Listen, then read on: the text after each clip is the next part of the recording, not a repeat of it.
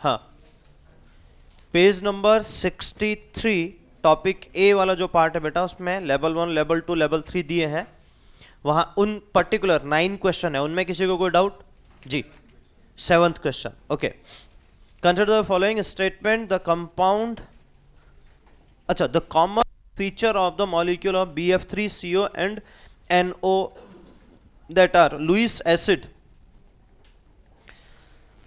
सबसे पहले बेटा देखो, ध्यान दो, BF3 एक वेकेंट ऑर्बिटल बचा होगा।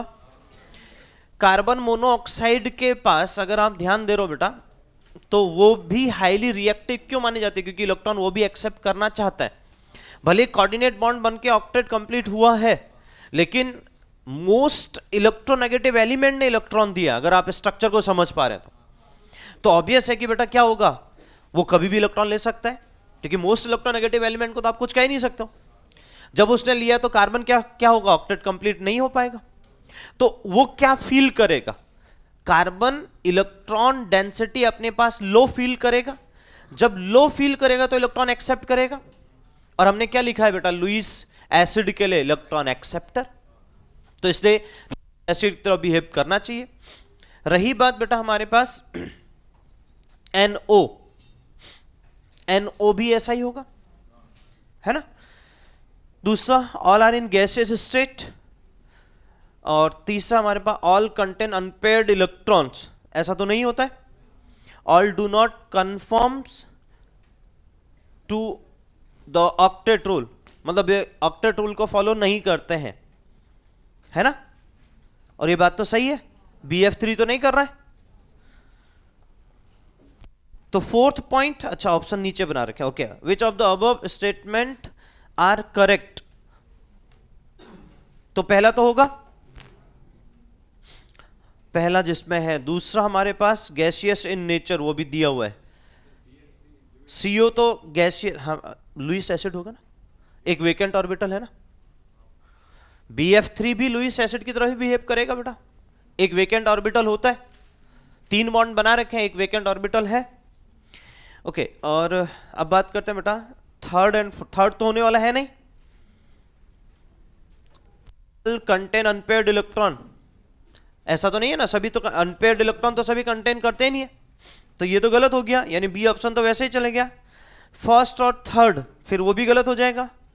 Second and fourth gaseous in nature. अब बात आ रही है बेटा कि वो गैसियस इन नेचर सभी होते हैं कि नहीं होते हैं। CO तो होता है, NO भी होता है। BF3 के लिए हम कह सकते हैं कि बेटा देखो, अब ये सब चीजें कैसा है कि भाई उसका नेचुरल स्टेट, इसके लिए मैं भी ये कमेंट नहीं कर पाऊंगा कि बेटा क्यों, अगर आपको याद है तो बस पता है ये कंडीशन ऐसी है।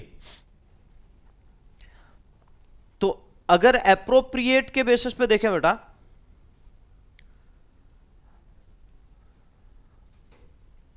और CO लिगेंड की तरह भी काम करता है, मतलब इलेक्ट्रॉन डोनेट भी कर सकता है, तो मैं एप्रोप्रिएट के बेसिस पर D ऑप्शन के लिए जाऊंगा। D for Delhi. क्या दिया है? D दिया ना। इसके पीछे एक रीजन बता देता हूं बेटा, एप्रोप्रिएट, क्योंकि देखो 2 ऑप्शन है A और D जो अपने को मैच करवाने हैं। अगर मैं उस एप्रोप्रिएशन के बेसिस पे जाऊं तो इतना तो समझो कि बेटा हमारे पास वो गैसियस नेचर के हो सकते हैं। CO गैस होता है, NO गैस होता है, तो BF3 भी गैसियस होगा, तो ये भी कंडीशन आप वहां पर जरूर लिख लीजिएगा। पॉइंट बेटा 4th में जाता हूं और 1st में जाता हूं। All are Lewis acid, BF3 तो लुईस एसिड की तरह बिहेव करता है, इसमें कोई डाउट नहीं है। CO और NO की अगर हम बात करें बेटा, वो लिगेंड की तरह भी बिहेव करते हैं। अब मैं आपको बताता हूं उस पॉइंट का मीनिंग। आगे मैंने आपको जनरली क्या है बेटा, ये सब कनेक्टेड चीजें हैं। कोऑर्डिनेट जब बॉन्ड बनेगा, कोऑर्डिनेशन कंपाउंड में स्पेशली, तो जो कोऑर्डिनेट बॉन्ड बनाने के लिए जो इलेक्ट्रॉन डोनर होता है बेटा, जो डोनेट करता है, आप बस इतना ध्यान रखना कि कोऑर्डिनेशन केमिस्ट्री में जो कोऑर्डिनेट बॉन्ड बना रहा है, जो कोऑर्डिनेट बॉन्ड बना रहा है, तो कोऑर्डिनेट बॉन्ड बनता कैसे? एक इलेक्ट्रॉन पेयर दे रहा है, दूसरा इलेक्ट्रॉन पेयर ले रहा है, ये हमने सीखा ना। तो उस कंडीशन में उन कोऑर्डिनेशन कंपाउंड में CO और NO दोनों इलेक्ट्रॉन डोनेट कर रहे हैं। अब जब डोनेट कर रहे हैं बेटा, तो ऑब्वियस है किसकी तरह बिहेव कर रहे हैं, लुईस बेस की तरह भी बिहेव कर रहे हैं। और वो एक्सेप्टर भी होते हैं, जो मैंने अभी आपको समझाया। तो अब क्या हो गया बेटा, दोनों की तरह नेचर दिखा रहा है, तो फिर मैं ये कहूं कि ये कंपल्सरी लुईस एसिड की तरह बिहेव करेंगे तो गलत हो जाएगा ना। इसलिए बेटा फिर वो पॉइंट हमारा क्या हो गया बेटा, फर्स्ट जो है वो रॉन्ग कंडीशन में आपका आ जाएगा। अगर हाँ वो लिगेंड की तरह बिहेव नहीं करते तो हमारा पॉइंट सही था, क्यों पहला पॉइंट फुलफिल होगा, लेकिन वो लिगेंड की तरह बिहेव कर रहे हैं, इसलिए बेटा हमारे पास हम उसको पर्टिकुलरली ये मेंशन कर सकते हैं कि बेटा हमारे पास वो फिर प्रॉपरली या ऑलवेज लुईस एसिड की तरह बिहेव करें, it is not a acceptable condition. तो फिर उस बेसिस पे बेटा हमारा ये पॉइंट सही है बेटा, फोर्थ पॉइंट, कि भाई ऑक्टेट तो किसी का भी, वहां पर क्या है, ऑक्टेट रूल सभी के सभी फॉर्म नहीं कर रहे ना, क्योंकि BF3 तो ऐसे भी नहीं कर रहा, 6 इलेक्ट्रॉन आ रहे, सही है कि नहीं है, तो उसलिए हमारे पास बेटा फोर्थ पॉइंट ज्यादा अप्रोप्रिएट के बेसिस पे सही है। डन। और बोलिए बेटा 9 तक और कोई क्वेश्चन क्लियर? ठीक है। नेक्स्ट बेटा पेज नंबर 64 में 11 क्वेश्चन है। कहां से लोन पेयर है बेटा यार, तू ऐसा क्यों कर रहा भाई? आउटर मोस्ट में 2s2 2p1, ठीक है, तो तीन ही तो, एक इलेक्ट्रॉन एक्साइटेड हो गया तो 3 बॉन्ड ही बनेंगे ना बेटा, ठीक है। नेक्स्ट पेज में बेटा 11 क्वेश्चन तक जो दिए हैं उसमें बताइए, टॉपिक बी में 1 to 11 clear? 10th question, okay. Which of the following does not contain any coordinate bond? तो इसमें क्या दिक्कत आ रही बेटा?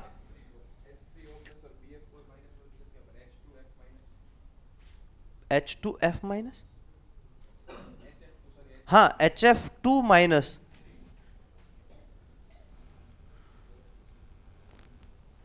नॉट कंटेन बोला है ना अपने को, तो A और D में तो पॉसिबल है, जिसको मैंने उस दिन बताया भी था। BF4 माइनस में भी पॉसिबल है, क्योंकि हमारे पास क्या होगा बेटा, HF2 नेगेटिव, तो यहां पर नहीं होगा ना, HF2 में नहीं होना चाहिए नेगेटिव में, क्यों? क्योंकि ध्यान दो कि अगर F में हमारे पास एक नेगेटिव चार्ज रख दे हम एक F में, तो वो दूसरे फ्लोरीन के साथ एक सिंगल बॉन्ड बनाएगा, एक हाइड्रोजन के साथ सिंगल बॉन्ड बनाएगा, तो ये वैसा ही केस बन गया ना। तो फिर वहां कोऑर्डिनेट बॉन्ड कहां से बना बेटा, समझे ना? कनेक्ट हुआ? कनेक्ट हुआ सबको? भाई सेंट्रल एटम फ्लोरीन है, क्योंकि फ्लोरीन ही बनेगा, तो फ्लोरीन पे नेगेटिव चार्ज रख दो। अब 7 के 8 इलेक्ट्रॉन हो गए। अब बेटा वो एक फ्लोरीन के साथ एक बॉन्ड बनाएगा, दूसरे फ्लोरीन के साथ, दूसरे हाइड्रोजन के साथ एक सिंगल बॉन्ड बनाएगा, तो कोऑर्डिनेट बॉन्ड तो बना ही नहीं, ठीक है ना? तो उस तरीके से कंडीशन आपकी यहां पर आ जाएगी। तो इसलिए हमारे पास सी होना चाहिए फिर बेटा। क्या दिया? सी दिया है। हाँ, जी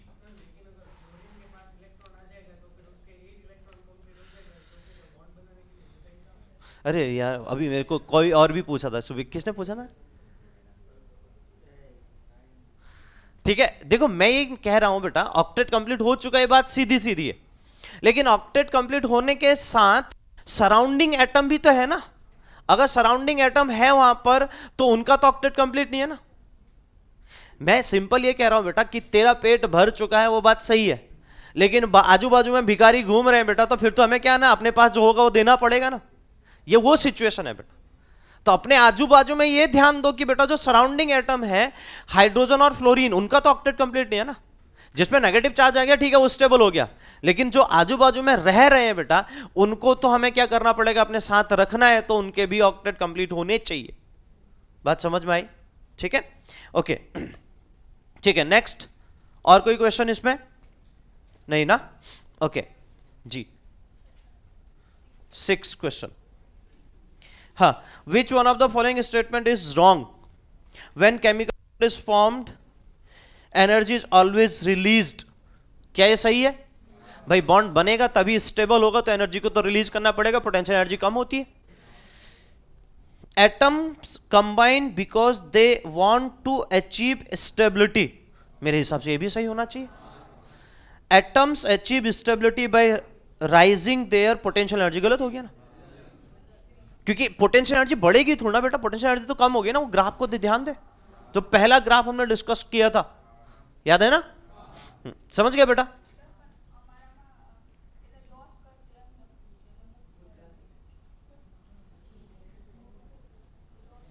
तो फोर्थ पॉइंट, अच्छा फोर्थ एटम, एक minute, atom combine because they want to achieve 2 और 8 electron in the valence shell, ये भी बात सही है। तो बेटा उसको कर लेना, एनर्जी वो क्या कर रहा है, लॉस कर रहा है बोला उसमें, तो आप लिख दो ना उसमें एनर्जी गेन कर रहा है या एब्जॉर्ब कर रहा है, अगर उसको ऑप्शन को गलत बनाना, क्योंकि आप यहां पर पूछा ही है बेटा, तो उसके तरीके से क्या सोचेंगे। ठीक है, चलिए और बताइए 11 तक और कोई डाउट? ठीक है, 12 से लेके नेक्स्ट 11 तक पेज नंबर 65 में बेटा 13 क्वेश्चन। जाइंट कोवेलेंट, बेटा अब यहां ध्यान दो, मॉलिक्यूल कोवेलेंट होना चाहिए, लेकिन नेटवर्क स्ट्रक्चर जो बनाएगा बेटा वो सभी जाइंट कहलाएंगे। अब नेटवर्क जैसे डायमंड है, होता है कि ना, डायमंड तो देखा है ना, ठीक है, वहां पर भी वो डायमंड स्ट्रक्चर बना, लेकिन यहां पर डायमंड ऑप्शन में है ही नहीं, तो फिर मैं जाइंट में उसमें जाऊंगा नहीं। फिर दूसरा CCl4 है, SiCl4 है, CO2 है। तो अब आप लिख लो बेटा इसको, मैं थोड़ा सा क्वेश्चन, चलो क्वेश्चन के बेस पे समझ लेते हैं। तो कुछ चीजें आपको जब क्वेश्चन के बेस पे मिल रही है तो ध्यान देना कि उनको हम प्रॉपरली बना लें। SiO2 जो है वैसे ये आगे आता है बेटा, कि यहां क्वेश्चन दे दिया तो मैं समझा सकता हूं, तो बता दे रहा हूं, नहीं तो मैं आगे इसको डिस्कशन बाद में करता हूं।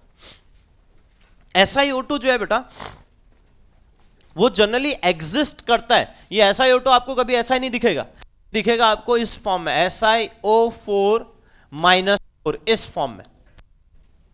क्या मेरी बात सबको समझ में आई? किस फॉर्म में दिखेगा?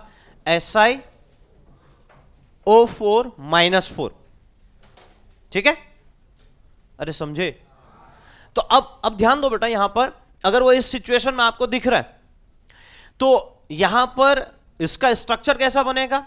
Si, हर एक ऑक्सीजन पे एक नेगेटिव चार्ज होगा, बोलो, ठीक है, इस तरीके से कंडीशन बन जाएगी बेटा। अब ये नेगेटिव चार्ज जो है ना, ये आगे क्या है, बॉन्ड बनाते जाएंगे।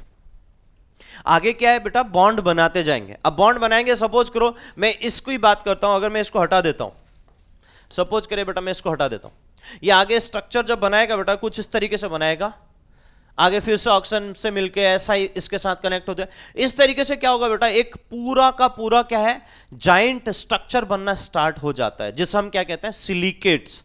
क्या बोलते हैं बेटा इन पर्टिकुलर पार्ट को? सिलिकेट्स।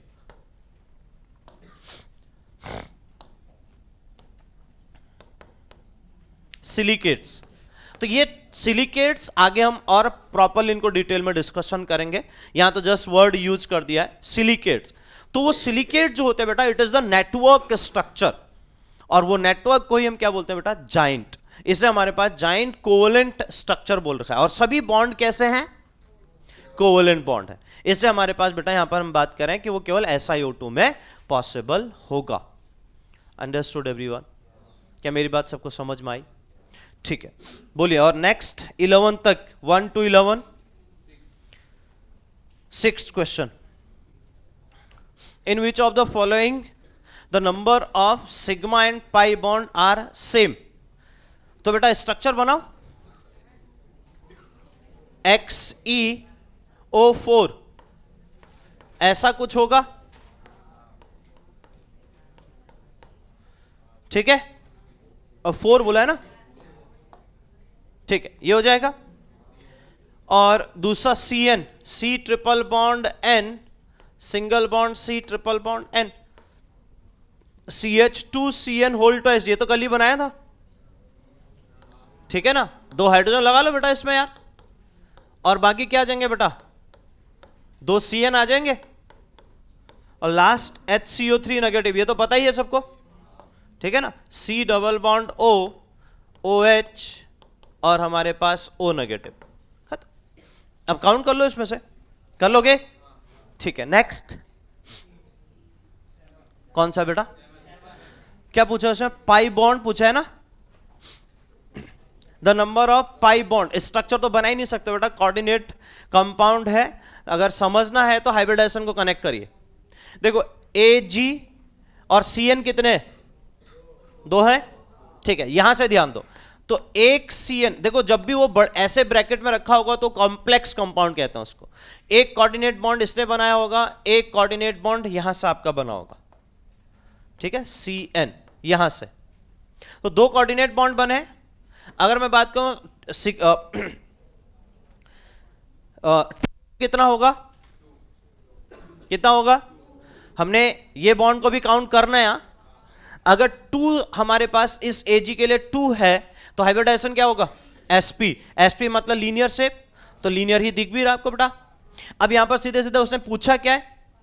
पाई बॉन्ड, तो C ट्रिपल बॉन्ड N बना लो बेटा, यहां पर भी और इधर भी, बस निकाल लोगे, खत्म। समझे? अरे समझे? क्योंकि ये तो पाई बॉन्ड का पार्ट बनेगा नहीं।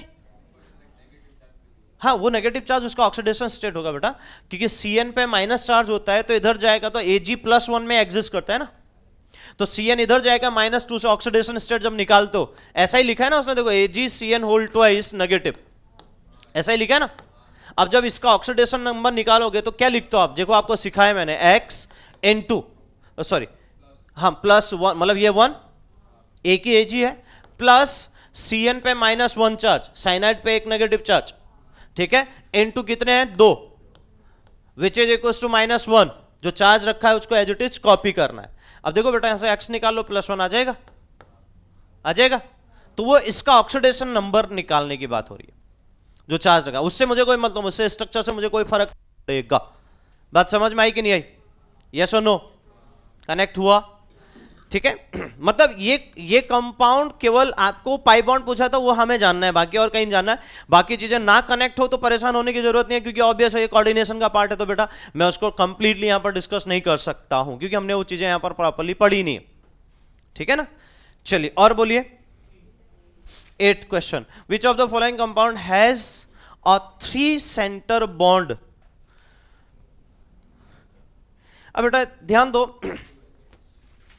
3 सेंटर बोला है ना उसने, तो पहचानोगे क्या? तो सबसे पहले बेटा यहां पर आपका अभी ये चीजें हुई नहीं है तो पहचान नहीं पाओगे, बात तो सीधी सीधी है। 3 सेंटर का मतलब 3 अलग अलग एटम के साथ वो बॉन्डेड हो तो 3 सेंटर बोला जाएगा।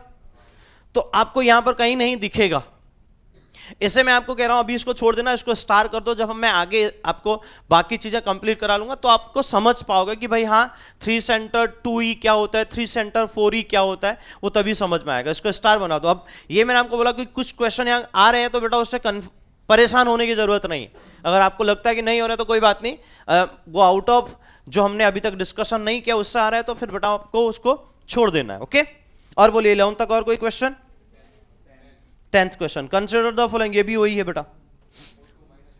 हाँ, तो अब देखो, consider the following species O2-2 CO+1 O2+ among these sigma pi bond alone is present in। तो अब बेटा हमारे पास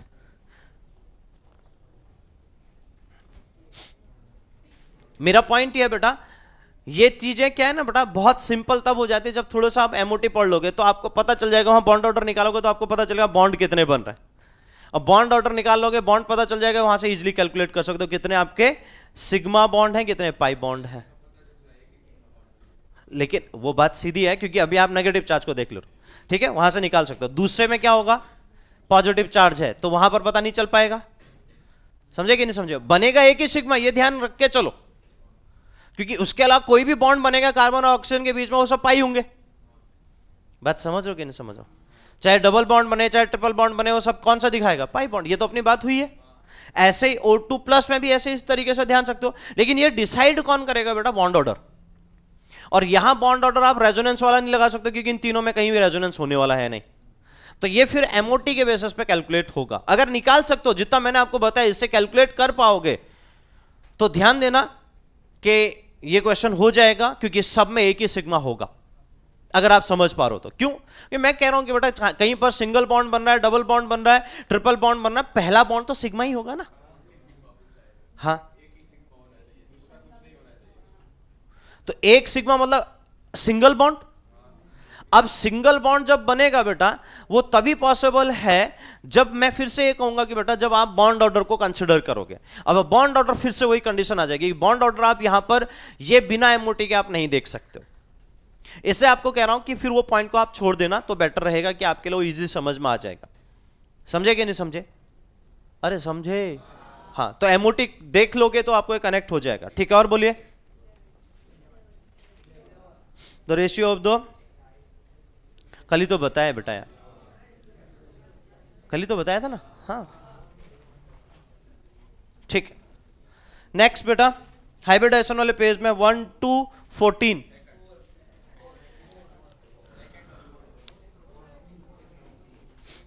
सेकेंड और फोर्थ ना बेटा। सेकेंड में मेरा दो मैच कर रहा है, बी और सी, क्योंकि उसने क्या पूछा है, लीनियर। और ये भी नहीं बोल रखा है बेटा लीनियर के लिए उसने पर्टिकुलर ये कंडीशन नहीं दी है कि दूसरा कार्बन पे sp होना चाहिए, दूसरा कार्बन लीनियर होना चाहिए, तीसरा कार्बन लीनियर होना चाहिए। अब क्वेश्चन ही इनकम्प्लीट है तो बेटा फिर मिले तो जहां जहां sp दिखेगा बेटा वहां वहां लीनियर हो जाएगा। अब sp मेरे लिए b और c दोनों में दिख रहा है, बाकी मत देखो ना बेटा। देखो अपने को क्या ढूंढना है, लीनियर वाला। लिखा है क्या? नहीं नहीं, बी में सेकंड, लेकिन ऐसा क्वेश्चन में लिखा है कि सेकंड कार्बन के लिए लीनियर बनाना है, नहीं ना। तो मुझे तो जितने स्ट्रक्चर में जो जो कार्बन लीनियर दिखेंगे सब ऑप्शन होंगे, क्योंकि उसने क्या पूछा है, which of the following is linear according to hybridization of carbon, इतना ही पूछा है।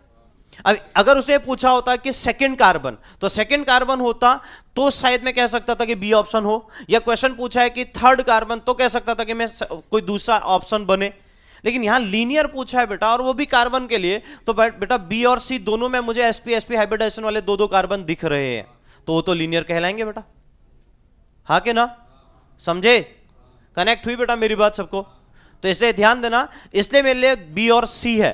हाँ क्वेश्चन में कुछ चेंजेस करें तो अपन सिंगल ऑप्शन डिसाइड कर सकते हैं, लेकिन मेरे अकॉर्डिंग बेटा जब तक वो कंडीशन नहीं बनाएगा क्वेश्चन में तब तक मेरे लिए ऑब्वियस है कि बेटा मेरे लिए दो ऑप्शन है, क्योंकि वहां पर वो बात ये कहना चाह रहा है कि भाई लीनियर मतलब हमारे पास सीधा सीधा sp hybridisation.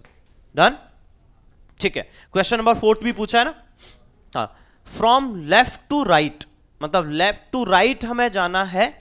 Which of the following has sp2 sp2 sp sp hybridization respectively. तो बेटा फर्स्ट हमारे अगर देखें तो sp2 sp2 sp2 sp2 सभी के सभी sp2 हैं लेफ्ट टू राइट में, इधर से इधर जाना है ना अपने को, ठीक है। सेकंड में sp2 sp2 sp sp, ये मिल गया बी ऑप्शन है जाना। ओ डी तो पॉसिबल ही नहीं है वैसे भी बेटा, क्योंकि वहां sp3 sp2 sp2 sp3 बन रहा है, ऊपर कंडीशन क्या दी है, नीचे कंडीशन, वो कोई दिक्कत नहीं बेटा, उसमें आप इतना परेशान हो, इतना तो ढूंढना अपने को आ ही चुका है ना यार अब तो, ठीक है ना। तो बी ऑप्शन, ओके। बोले नेक्स्ट 14 तक 12 question, okay. The hybrid state of carbon in diamond, graphite and acetylene are respectively. Diamond में sp3, देखो अब ये चीजें आपको थोड़ा याद जरूर रखना पड़ेगा। अब ये इसने क्या कंबाइन करके दे दिया एक साथ। अब अगर आप ध्यान दे रहे हो तो ये क्या है बेटा, मैं फिर से वही कहना चाह रहा हूं कि वो क्वेश्चन कहीं से भी उठा सकता है। अब पहले तो आप ये ध्यान दो कि कार्बन अगर उसने बोला है डायमंड की बात करें, तो अब आप थोड़ा स्ट्रक्चर बनाते हुए चलो ताकि आपको आगे के लिए क्लियर हो जाए। डायमंड मतलब हमारे पास सीधा सीधा बेटा एक कार्बन अनदर 4 कार्बन से सिंगल बॉन्डेड से कनेक्टेड है, यानी ये कार्बन सिंगल बॉन्डेड से कनेक्टेड होंगे। बोलो जल्दी से, यस और नो। तो भाई ऑब्वियस है कि अगर मैं चाहे इस कार्बन का देखूं कि हर एक किसी भी कार्बन का देखूंगी कि डायमंड है क्या, कार्बन से ही बना है, हाँ कि ना, तो उस बेसिस पे क्या कहोगे बेटा, आपका sp3 सभी सिंगल बॉन्डेड है। Is that clear? अरे समझे, ठीक है। ग्रेफाइट की बात करूं बेटा, देखो मैं कहीं अभी कोई स्ट्रक्चर पे नहीं जा रहा हूं उनके, लेकिन इतना समझा दे रहा हूं कि उनका हाइब्रिडाइजेशन क्या होगा, किस तरीके से आप देख सकते हो। ये ग्रेफाइट में जो कार्बन होता है बेटा, वो कार्बन बेसिकली कुछ इस तरीके से एग्जिस्ट करता है। मैं आपको प्रॉपरली समझा रहा हूं यहां पर।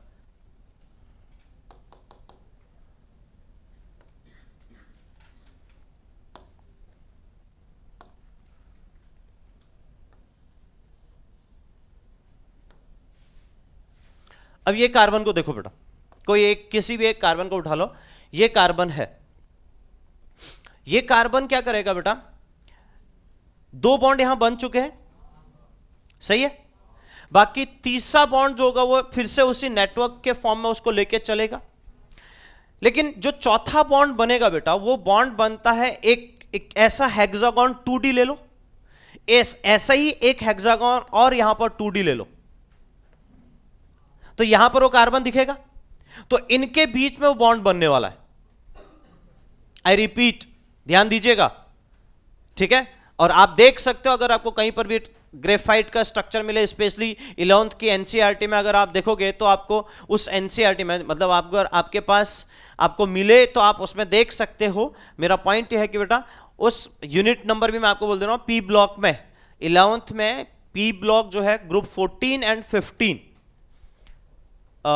नहीं ग्रुप 14 ग्रुप 13 एंड 14 वाले जो दो ग्रुप होंगे उसमें ग्रुप 14 कार्बन फैमिली जिसमें बिलोंग करता है, उसमें आपको ग्रेफाइट का स्ट्रक्चर प्रॉपर्ली इस तरीके से दिखेगा। 3 बॉन्ड उसके एक प्लेन में यानी इस प्लेनर स्ट्रक्चर में रहेंगे, एक बॉन्ड इस तरीके से होगा जो वीक होता है, क्योंकि बॉन्ड लेंथ बहुत ज्यादा हो गई ना बेटा। अब बॉन्ड लेंथ बहुत ज्यादा हुई तो मैंने आपको डॉटेड लाइन से ही दिखाया कि नहीं दिखाया? हाँ 3D, ये 2D हो गया, ये 2D हो गया तो 3D बन जाएगा अपने आप। अरे समझे? तो हेक्सागोन दूसरा हेक्सागोन तो क्या होगा बेटा, वो पूरा 3D बनाएगा। समझ पा रहे हैं ना सब लोग? ठीक है, तो ये जो हमारे पास 2D है, ये जो 2D है मिलके हमारे पास 3D बनाएगा, ना कि 4D। हाँ बेटा, 2D 4D मत समझ लेना बेटा, है ना। तो वो 3D स्ट्रक्चर बना रहे हैं और साथ में ये कार्बन वो कनेक्टेड है। लेकिन जैसे ही क्या करते हो बेटा, अब आप देखो ग्रेफाइट क्या होता है आपका, it is a good conductor, बोलते हो, सुना है। तो वो यही बॉन्ड टूटता है बेटा, और जैसे ये बॉन्ड टूटेगा एक इलेक्ट्रॉन इसके पास, एक इलेक्ट्रॉन इसके पास आ जाएगा। और ध्यान दो, आप खुद मानते हो कि बेटा metal are good conductor due to presence of free electron, तो ये फ्री इलेक्ट्रॉन मिल गया बेटा उसको। अब वो क्या करेगा बेटा, कंडक्टिविटी प्रोसीड करना स्टार्ट कर देगा। तो ये रीजन भी इसी की वजह से आपको यहां पर प्रॉपरली मिलता है। क्या मेरी बात सब लोग समझे? यस और नो? अब मुझे एक चीज बात बताओ बेटा, ये 3 बात हो गई, ये बॉन्ड टूट गया, ये चौथा यहां पर जो 3 बॉन्ड बने होंगे उस प्लेन में, चौथा तो ये जो बना था ये टूट गया है, ये पार्शियल बॉन्ड है, इसको तो काउंट नहीं कर सकता हूं, ये बहुत इजीली टूट जाता है। थोड़ा सा भी एनर्जी दो मतलब वो रूम टेम्परेचर में भी टूट जाता है। अब बेटा ये 3 बॉन्ड ही मेरे पास प्योर बॉन्ड होंगे, और वो प्योर बॉन्ड मतलब सभी के सभी सिग्मा बॉन्ड। तो ये इलेक्ट्रॉन सिंगल है, कल मैंने आपको फ्री रेडिकल समझाया था, क्या मैं इसको लॉन पेयर काउंट करूंगा? नहीं। तो भाई बात खत्म हो गई बेटा कि यहां पर THO मिलेगा मुझे। अरे THO कितना, कल भी समझाया था, THO कितना मिलेगा? 3। तो हाइब्रिडाइजेशन क्या होगा? तो इसलिए हाइब्रिडाइजेशन क्या हो जाएगा बेटा, ग्रेफाइट का sp2। Each and every carbon is sp2 hybridized in a graphite structure. Got it everyone? ठीक है, नेक्स्ट एसिटाइलिन। अभी तो बात हुई इससे पहले वाले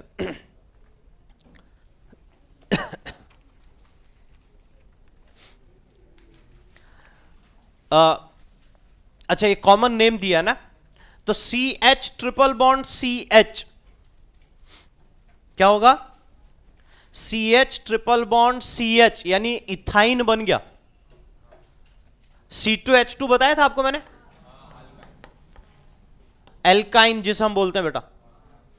तो अब क्या हो जाएगा यहां पर हर एक कार्बन का हाइब्रिडाइजेशन sp sp। तो बेटा फिर हम उस बेसिस पे sp3 sp2 sp कौन सा ऑप्शन मैच कर रहा है? C। ठीक है, क्या दिया है? C दिया है ना, ठीक। तो ये समझ गए। तो अब आप देखो यहां कॉमन नेम दिया, उसको लिख लेना बेटा, acetylene. It is the common name of ethyne, यानी ये C2H2 जो है वो एल्काइन का ही एक मेंबर है। एल्काइन इज द हाइड्रोकार्बन का वो कैटेगरी, उसमें वो हमारे ये मेंबर है। इसका नेम क्या होता है बेटा, IUPAC नेम में लिख रहा हूं, इथाइन। और इसका कॉमन नेम जो लिखा है आपके बुक में एसिटाइलिन।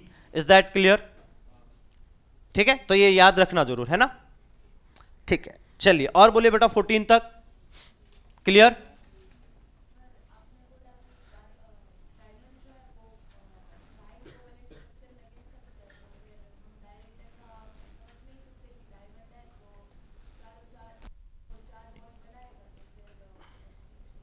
हाँ तो बात तो याद तो यही रखना है ना अपने को कि 4 के 4 सिंगल बॉन्ड रहेंगे। हाँ मैं भी डायमंड की बात कर रहा हूं बेटा, कि मैंने यही तो बोला कि कार्बन 4 के 4 सिग्मा बॉन्ड बनाएगा, तो एक कार्बन 4 कार्बन से कनेक्टेड होगा, यही बोला। और उसी बेस पे शायद आपने हाइब्रिडाइजेशन भी sp3 ही निकाला, और आप भी वही बोल रहे हो ना, तभी तो मैंने वर्ड यूज किया कि जायंट मॉलिक्यूल क्यों बना रहा है, क्योंकि वो पूरा नेटवर्क बना रहा है ना इस बेसिस पे, समझे? और इसी वजह से वो हार्ड भी होता है। अगर आप समझ रहे हो बेटा, इसी वजह से हार्ड भी होता है, क्योंकि कार्बन कार्बन बॉन्ड एंथैल्पी बहुत ज्यादा होती है, और इसमें कार्बन कार्बन एक पूरे पीरियोडिक टेबल में कार्बन ही एक ऐसा एलिमेंट है जो आपको बता रखा है मैंने, अगर आपको याद हो पीरियोडिक टेबल में ये वर्ड यूज किया था, कार्बन ही एक ऐसा एलिमेंट है जो सबसे ज्यादा कैटिनेशन पावर दिखाता है। ये मैंने पीरियोडिक टेबल में आपको डिस्कस किया था। कैटिनेशन पावर, अपना एलिमेंट अपने ही एलिमेंट के साथ बॉन्डेड होके एक स्पेशल या डिफरेंट टाइप के स्ट्रक्चर अगर बना रहा है बेटा, तो उसको कैटिनेशन पावर बोलते हैं। और कार्बन में जब ये पावर सबसे ज्यादा होती है, इसी वजह से नंबर ऑफ ऑर्गेनिक कंपाउंड हमें मिलते हैं। ध्यान रखना, विंडो से बाहर फेंक दूंगा। हाँ, ओके, क्लियर हुआ बेटा? तो ये ध्यान रखिएगा बेटा अच्छे से। चलिए 15 to 28, next page, page number 67, 15 to 28, 17, okay. In which of the following pairs both the species are not isostructural? सबसे पहले isostructure का मीनिंग समझ लो। दो टर्म आते हैं वैसे, तो मैंने आपको बोला आइसो इलेक्ट्रॉनिक तो बताया आपको। अब यहां एक टर्म और आ गया, आइसोस्ट्रक्चरल, मतलब सेम स्ट्रक्चर। अब पहचानोगे कैसे? हाइब्रिडाइजेशन से। अब सीधे हाइब्रिडाइजेशन निकालो, जिसका हाइब्रिडाइजेशन सेम होगा वो आइसोस्ट्रक्चरल की कैटेगरी में आ जाएगा बेटा, समझे? तो बेटा पहला देखो SiCl4 PCl4। सबसे पहले देखो PCl4 की अगर बात करूं बेटा, उसमें पॉजिटिव चार्ज होना चाहिए, तो यहां पर एक वो मिस प्रिंट है जो उसको आपको सही कर लेना है। PCl4 है तो पॉजिटिव चार्ज होगा। दूसरा डायमंड सिलिकॉन कार्बाइड SiC2। हाँ जी,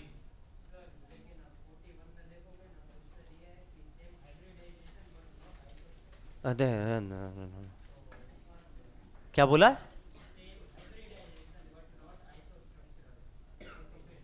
फोर्टी 41 में आइसो इलेक्ट्रॉनिक होगा।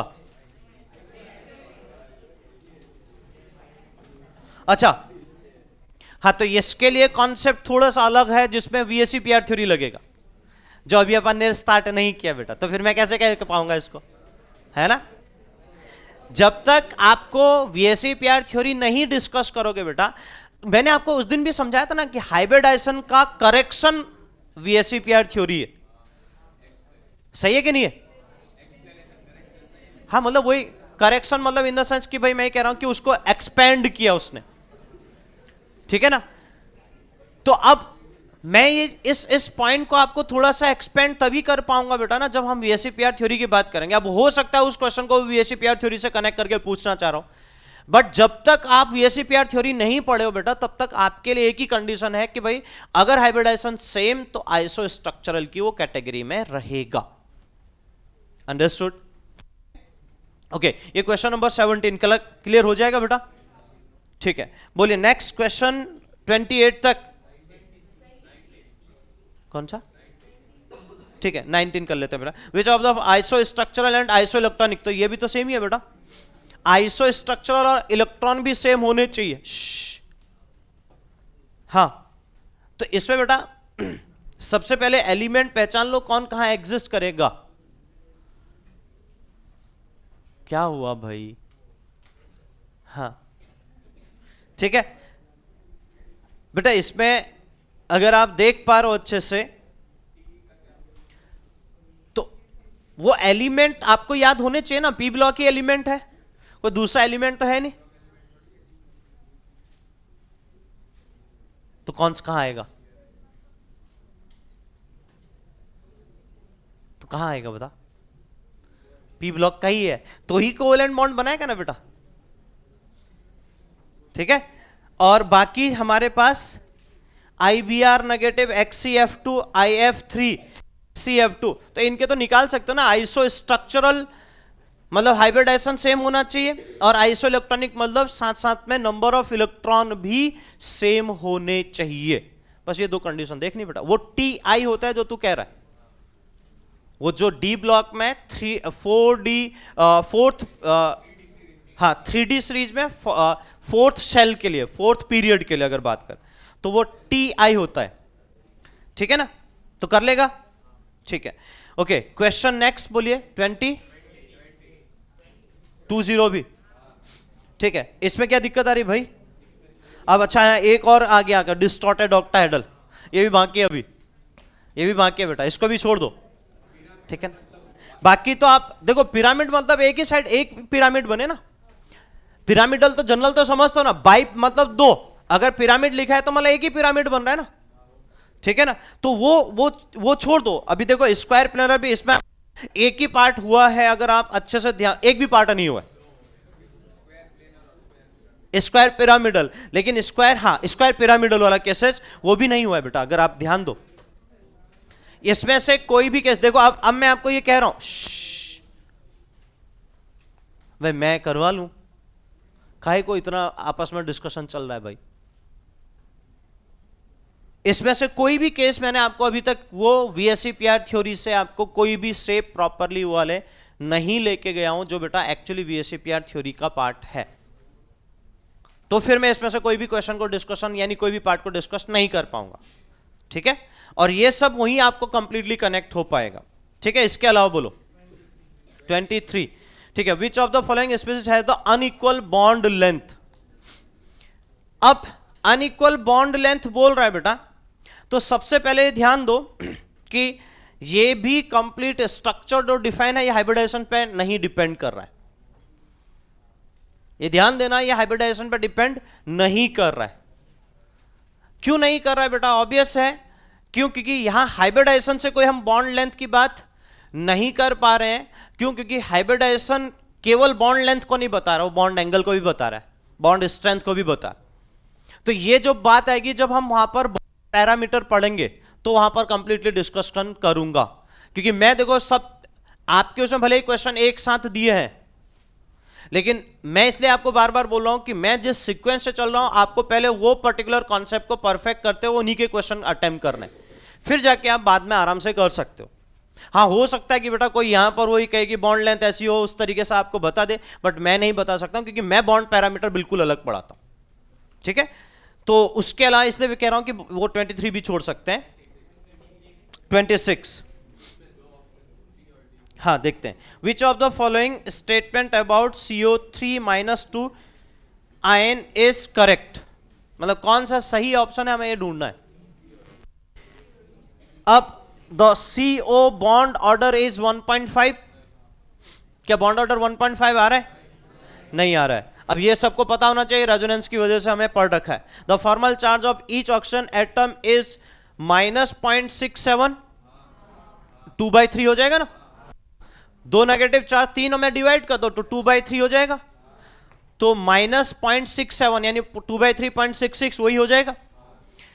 It has 2 CO single bond and 1 C double bond, और हाइब्रिडाइजेशन तो सेंट्रल टर्म गलत हो गया। लेकिन बेटा एक चीज बताओ, आंसर इसमें बी दिया है ना, तो सी नहीं होगा बेटा। देखो समझो, अब मैं आपको बताता हूं, चलो क्यों नहीं होगा। आप बताओ, हमने वो जो स्ट्रक्चर अच्छा ये बनाया, मैंने ऐसा स्ट्रक्चर बनाया ना, और इसके बेस पर हमने क्या बात कही थी कि नेगेटिव चार्ज यहां रखा, और फिर मैंने नंबरिंग दी थी 1 2 3। तो फिर मैंने बोला था नेगेटिव चार्ज अगर कोई 2 पे 3 पे रखा तो मैं तो 1 पे भी रख सकता हूं ना नेगेटिव चार्ज को। तो उसके बेस पर हमने नंबर ऑफ रेजोनेटिंग स्ट्रक्चर बनाए थे। और मुझे बताओ, रेजोनेटिंग स्ट्रक्चर जो है क्या वो रियल स्ट्रक्चर है? तो फिर कैसे कह दोगे बेटा कि 1 पे डबल बॉन्ड होगा, 2 पे नेगेटिव चार्ज होगा? वो रियल स्ट्रक्चर है ही नहीं। बात समझ रहे हो कि नहीं समझ रहे हो? पहले तो ये दिमाग में रखो कि भाई हाँ, कॉन्सेप्ट क्या था। देखो उसने कनेक्ट किया रेजोनेंस के बेसिस पे। अब देखो पार्ट किसका है, ये इतना थोड़ा आपको समझ में आ रहा होगा। हाइब्रिडाइजेशन का पार्ट है, लेकिन क्वेश्चन रेजोनेंस के बेस पे बना है, ठीक है ना। इससे मैं कह रहा हूं मिक्स क्वेश्चन है, तो आपको परेशान होने की जरूरत नहीं है। जो कनेक्टेड पॉइंट होंगे वो आपको आगे मिलते हुए चलेंगे। लेकिन इतनी बात समझ पा रहे हैं सब लोग जो मैंने कहा? यस और नो? तो ये स्ट्रक्चर तो एक्चुअली एग्जिस्ट कर ही नहीं रहा, ये तो केवल हमने अपने उस पॉइंट को समझने के लिए कि भाई इसके बाद डबल बॉन्ड यहां आ सकता है, इसके बाद यहां आ सकता है, यहां आ सकता है, ये रियल स्ट्रक्चर थोड़ा है। तो रियल स्ट्रक्चर है ही नहीं, तो बेटा रियल स्ट्रक्चर में ऐसा जैसा इसमें बुक में लिखा है ऐसा बन पाएगा क्या? क्या वो सी ऑप्शन के अकॉर्डिंग जो दिया हुआ है बन पाएगा क्या? कि एक पे डबल बॉन्ड हो जाए, C double bond O exist करे, और एक पे हमारे पास दो ऑक्सीजन पे नेगेटिव चार्ज हो प्योरली, क्या ऐसा होगा? अगर ऐसा होगा तो फिर बी ऑप्शन गलत होना चाहिए। क्यों? क्योंकि आप खुद ही कह रहे हो कि वो नेगेटिव चार्ज 2/3 पार्ट में डिवाइडेड है, हाँ कि ना? और अगर ऐसा होगा तो फिर बॉन्ड ऑर्डर बेटा आपका क्या होना चाहिए? अगर आप कैलकुलेट करो बेटा तो बाकी दो में तो 4/3 आएगा ना बॉन्ड ऑर्डर। तो 4/3 का मतलब कितना हो गया? 1.33। तो फिर वो बॉन्ड ऑर्डर भी 1.33 नहीं होना चाहिए। क्यों? क्योंकि अगर स्ट्रक्चर ऐसा दिख रहा है बेटा सी के अकॉर्डिंग, तो फिर एक का बॉन्ड ऑर्डर, एक कार्बन डबल बॉन्ड ऑक्सीजन का जो होगा बॉन्ड ऑर्डर 2 होगा, बाकी दो ऑक्सीजन का सिंगल सिंगल बॉन्ड होगा। अब बताओ, अब मुझे बताओ कि जो रेजोनेंस कह रहा है उसके अकॉर्डिंग फिर ये सी ऑप्शन गलत होना चाहिए कि नहीं होना चाहिए? बताओ तो फिर कैसे सही करो बेटा? समझे? अरे समझे? हाँ, तो ध्यान रखिए, लॉजिकल चीजें हैं, बस आपको कितना याद है वो रेजोनेंस का वो कॉन्सेप्ट, कितना समझ में आ रखा है, वो इंपॉर्टेंट होता है। ठीक है, और बोलिए 28 तक कंप्लीट यहां तक। ठीक है, नेक्स्ट बेटा 41 तक। इसमें ये बेटा विच ऑफ द फॉलोइंग, एक बार मैं देख लेता हूं, hybridize same hybridization but are not isostructural. हाँ, ये उसी पे बेस्ड होगा बेटा, वीएसईपीआर थ्योरी से ये कंप्लीट हो पाएगा। ठीक है, ये वाला क्वेश्चन छोड़ दो। ठीक है, 41 तो 40 तक बताइए, कोई डाउट? 29 में डी ऑप्शन ना। ठीक है, which of the following statement are correct about CO3-2 hybridization of central atom is sp3 गलत। ठीक है, it's resonant structure C single bond O double bond गलत हो जाएगा ना। ठीक है, the average formal charge of oxygen atom is, ये भी सही है। All CO bond length are equal, तो सही है ना बेटा? बॉन्ड लेंथ तो सेम ही हो जाएगी ना फिर बेटा, जब बॉन्ड ऑर्डर आप निकाल रहे हो यार, बॉन्ड ऑर्डर से ही तो बॉन्ड लेंथ की बात करोगे ना। समझे कि नहीं समझे? हाँ, सी और D, all CO bond length लिखा है ना उसने, हाँ, बॉन्ड लेंथ आर इक्वल। तो क्यों? क्योंकि बॉन्ड ऑर्डर सबके लिए सेम हो गया ना बेटा। सही है,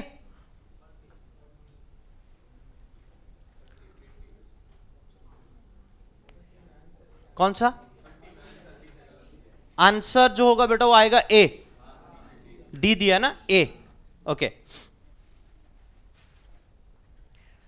नेक्स्ट 38। एक बार देख लेता हूं बेटा, iso electronic and iso structural, ये तो बन जाएगा ना यार बेटा, 36 वाला तो बन जाएगा। सिंपल आइसो स्ट्रक्चरल पूछा है तो मैंने आपको क्या बोला, आइसो इलेक्ट्रॉनिक तो समझते हो, आइसो स्ट्रक्चरल पूछा है मतलब सेम हाइब्रिडाइजेशन। ठीक है, ऐसे ही 37 भी बन जाएगा। और 38 में given which of the following pair of species is not iso structural, मतलब जिसका हाइब्रिडाइजेशन सेम नहीं होगा बेटा। सही है, आपको ये देखना जिसका हाइब्रिडाइजेशन सेम नहीं है वही आइसो स्ट्रक्चरल नहीं होगा। और देखो ये सबसे अच्छी बात है अगर आप समझ पा रहे हो तो, क्योंकि मेरी बातें जिस तक अच्छे से पहुंची होगी वो सीधा सीधा कनेक्ट कर लेगा, यहां पर निकालने की भी जरूरत नहीं है। अगर आप 38 में देख रहे हो बेटा, पहला जो हमारे पास है ICl4 नेगेटिव दिया है, फिर दूसरा HCF4 दिया है। ठीक है, और बी ऑप्शन में ClO3 और CO3 दिया है, दोनों अलग अलग पीरियड के सेंट्रल एटम है। तो एक का sp3 होगा, एक का sp2 होगा, तो बस वही होगा बेटा, दोनों का हाइब्रिडाइजेशन वही डिफरेंट हो गया, वही आंसर आ जाना चाहिए। समझे? लेकिन मैं ये कह रहा हूं कि बेटा मेरे को तो क्लियर है, लेकिन ऐसा नहीं कि आप भी ऐसा ही करते रहो, मारते रहो क्या, फिर बाद में ऐसा हो कि भाई उसका लॉजिक कुछ और था तो आपने टिक वही करके आएगा। इसे ऑप्शन सब चेक जरूर करिएगा कि मुझे क्लियर है, इसका मतलब मैं नहीं कह रहा हूं कि बेटा उसको केवल वैसे छोड़ देना है। आप हर बार अभी आप सीख रहे हो तो प्रॉपरली चेक करो, फिर उसके बाद बेटा जब हैबिचुअल हो जाओ फिर आप डायरेक्टली देख के कर सकते हो। डन? क्लियर सबको? ठीक है, और बोलिए बेटा 40 तक। 39 भी हो जाएगा बेटा, ये भी सिंपल है ना। चलिए 40 ये भी हो जाएगा। ठीक है, 41 छोड़ने के लिए बोल रखा मैंने। ओके, और बोलो इसमें और कोई डाउट? कंप्लीट? ठीक, तो ये ध्यान देना बेटा, है ना। चलिए तो है बेटा, आगे टॉपिक कहाँ है? अरे वीएसईपीआर थ्योरी आ गया ना अब तो ये तो अरे 77 में कहां से आ जाएगा?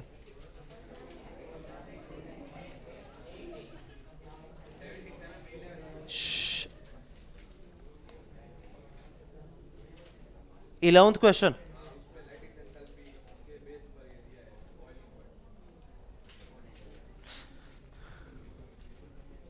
the melting point of the RBBR is this one, and that is the NAF is the 988 degree Celsius, the principal reason. हाँ तो ठीक है ना बेटा, तो भाई जिसमें आयनिक करेक्टर ज्यादा होगा उसका मेल्टिंग पॉइंट ज्यादा होगा। अब तू लॉजिक लगा बेटा कि आयनिक करेक्टर किसमें ज्यादा होगा, NAF में कि RBBR में, बस खत्म, ठीक है ना। हाँ बोलो और।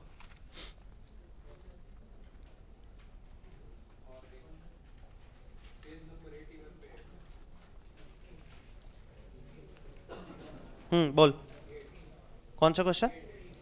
8th question, okay. The bond dissociation energy of BF in BF3 is this one, whereas the CF is CF4 is this one. The correct reason for the higher BF, देखो ये अभी नहीं हुआ बेटा, ये है, अगर तू समझ पा रहा है मेरी बात को, ये है बैक बॉन्डिंग का रीजन। अगर रीजन समझ रहा है तो बैक बॉन्डिंग का है, तो मैं बता ही नहीं पाऊंगा उसको, ठीक है ना। हाँ बोलिए, डन, ओके चलिए।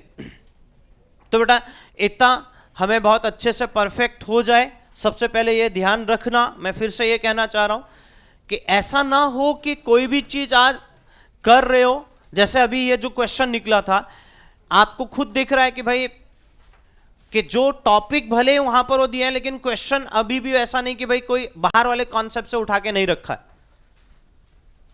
अगर वो देखो उस क्वेश्चन में CO3-2 में, तो डी ऑप्शन ऐसा था जो हाइब्रिडाइजेशन का पॉइंट था, लेकिन वो भी इनकरेक्ट था। तो answer actually based on resonance, तो अपने को अच्छे से आना चाहिए, वो अपने को अच्छे से क्लियर होना चाहिए, तो जाके आप प्रॉपरली वहां पर उन चीजों को चेक कर पाओगे। मैं बस इतना समझाना चाह रहा हूं बेटा कि प्लीज मेक श्योर कि भाई जो टॉपिक है भले वो हमारे कंप्लीट हो चुके हैं, लेकिन जरूरी नहीं है कि बेटा वो क्वेश्चन केवल उसी वहां पर आपको उसी टॉपिक के बेस पे मिले।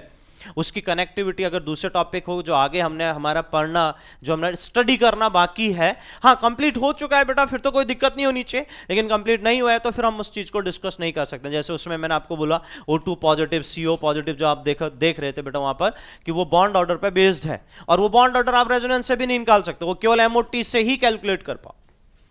तो जब MOT सीख लोगे तो आप खुद वहां कनेक्ट कर सकते हो और खुद डिसाइड कर सकते हो कि भाई कौन सा होगा आंसर। Is that clear?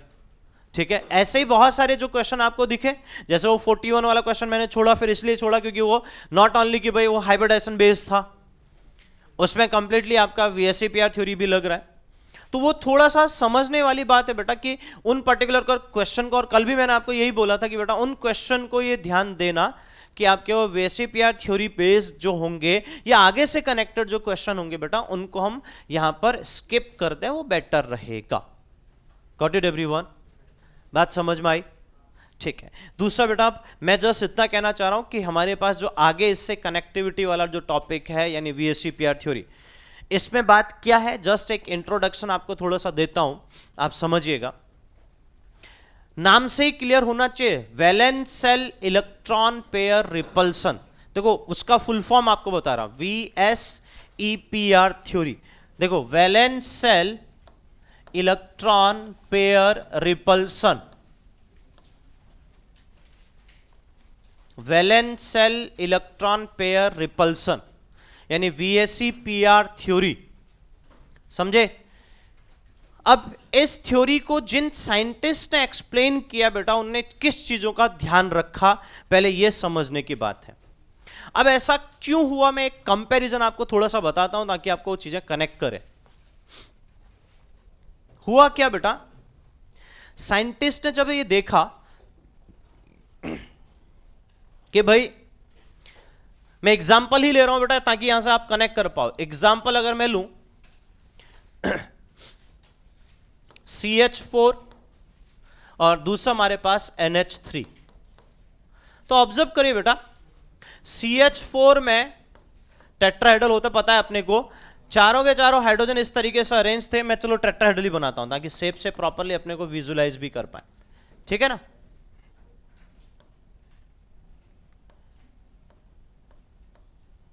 इस तरीके से बनाया था अपन ने, ठीक है। अब ध्यान दो बेटा, इस टेट्राहेड्रल में बॉन्ड एंगल क्या था? 109 डिग्री 28 मिनट। क्लियर है ना, सबको याद है? सही है। अब ध्यान देना बेटा, इसका हाइब्रिडाइजेशन क्या था? sp3। डन। यहां इस NH3 में नाइट्रोजन का हाइब्रिडाइजेशन बताएंगे क्या मुझे आप लोग? क्या होगा? sp3, ठीक है। अब जब sp3 है, अब यहां डिफरेंस बेटा, यहां पर मैं THO इसके लिए लिखूं तो THO क्या आएगा बेटा? 4। यहां भी 4 आएगा, बट यहां पर क्या है बेटा? वो सिग्मा बॉन्ड है ओनली, सिग्मा बॉन्ड ओनली, सही है। यहां पर जो THO होगा बेटा, वो हमारे पास हमें क्या दिखाएगा? Yes, THO which is equal to sigma bond plus lone pair, दोनों दिखा रहे हैं। 3 सिग्मा बॉन्ड है प्लस 1 लॉन पेयर है। बोलो हाँ कि ना, समझे? अब जब स्टडी किया गया बेटा, एक्चुअली हाइब्रिडाइजेशन के अकॉर्डिंग तो दोनों का शेप या स्ट्रक्चर अगर मैं बात करूं बेटा सेम होना चाहिए, क्योंकि दोनों का हाइब्रिडाइजेशन कैसा है? सेम है। ध्यान दो बेटा, इसमें नाइट्रोजन का हाइब्रिडाइजेशन भी क्या है बेटा? sp3 है। हाइब्रिडाइजेशन बोलूंगा तो 4 बोलना, हाँ, और THO बोलूंगा तो sp3 बोलना बेटा। समझदार लोग बेटा यार, कितना भी बोल लो, हमें कुछ नहीं समझना, हमें करना अपने मन की है। तो अब अगर आप देखिए बेटा कि दोनों का हाइब्रिडाइजेशन सेम, तो हमने sp3 के लिए एक ही कंडीशन पढ़ी थी बेटा, और वो बात करी थी हमने क्या? टेट्राहेड्रल। कैसा स्ट्रक्चर होना चाहिए? टेट्राहेड्रल। अब टेट्राहेड्रल की बात करी तो भाई ये सीधा सीधा है कि भाई sp3 हाइब्रिडाइज जहां दिखेगा तो हम तो टेट्राहेड्रल ही बोलेंगे। लेकिन बेटा NH3 का स्ट्रक्चर वैसा दिखा नहीं। अब प्रॉब्लम क्या है बेटा कि हाइब्रिडाइजेशन ने ये बात तो कह दी कि भाई sp3 मतलब टेट्राहेड्रल होना चाहिए, लेकिन आप सोचो कि भाई वो कहां पर वो चीजों को वो लिमिटेड हो गया। देखो मैं इसलिए बोलता हूं कि उसकी लिमिटेशन नहीं है, उसने चीजों को एक्सटेंड नहीं किया, उसने सभी स्ट्रक्चर में इन चीजों को डिस्कशन नहीं किया, इसलिए वो लिमिटेड हो गया। लेकिन जब एक्सटेंड करने की बात आई तो VSEPR थ्योरी ने इस बात को एक्सप्लेन किया। तो VSEPR थ्योरी के अकॉर्डिंग अगर आप ध्यान दे रहे हो बेटा, तो यहां पर दोनों के स्ट्रक्चर अलग अलग होंगे बट दोनों की ज्योमेट्री सेम होगी। अब मैं उस पॉइंट पे आना चाह रहा हूं, थोड़ा ध्यान दीजिएगा। तो अब आप मुझे बताइए बेटा, यहां 3 बॉन्ड है, सॉरी यहां 4 बॉन्ड है सिंपल, और यहां 3 बॉन्ड है, एक लॉन पेयर है। तो अकॉर्डिंग टू हाइब्रिडाइजेशन बेटा हमारे पास जहां sp3 हाइब्रिडाइजेशन, वहां पर हम सीधे सीधे बोलेंगे कि टेट्राहेड्रल होगा, लेकिन टेट्राहेड्रल हमें मिला नहीं, दोनों का शेप बिल्कुल अलग अलग। अब जब अलग अलग बेटा, तो ये डिसाइड किया गया भाई ये कैसे हुआ। तो उस बेसिस पे बेटा फिर VSEPR थ्योरी ने जो कॉन्सेप्ट बताया उसको आपको यहां पर बताऊंगा। लेकिन सबसे पहले ध्यान दो बेटा, ये स्ट्रक्चर जो बना है वो कुछ इस तरीके से बना। 3 हाइड्रोजन इस तरीके से यहां अरेंज हुए, एक लॉन पेयर यहां गया, जिस बेसिस पे स्ट्रक्चर का नेम देखो, ये जो है वो टेट्राहेड्रल स्ट्रक्चर है, टेट्राहेड्रल, और ये जो स्ट्रक्चर है वो हमारे पास पिरामिडल, यानी पिरामिडल स्ट्रक्चर बना रहा है या पिरामिड स्ट्रक्चर बना रहा है, आप जो भी बोलो बेटा इसको।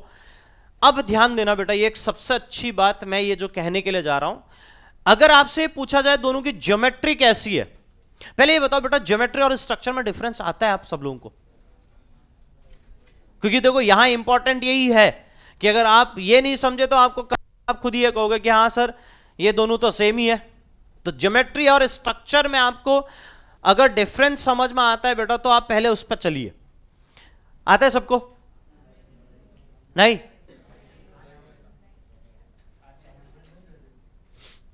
तो पहले बेटा ना टेबल टेनिस अच्छे से खेल ले, है ना। जब तक तू परफेक्ट नहीं होगा बेटा तब तक तू सुनते रहेगा ध्यान, जिस दिन परफेक्ट हो जाएगा उस दिन तो मुझे बोलना, मैं चेक करने आऊंगा, ठीक है। भले मुझे नहीं आता बेटा, अंपायरिंग अच्छे से कर लेता हूं, ठीक है।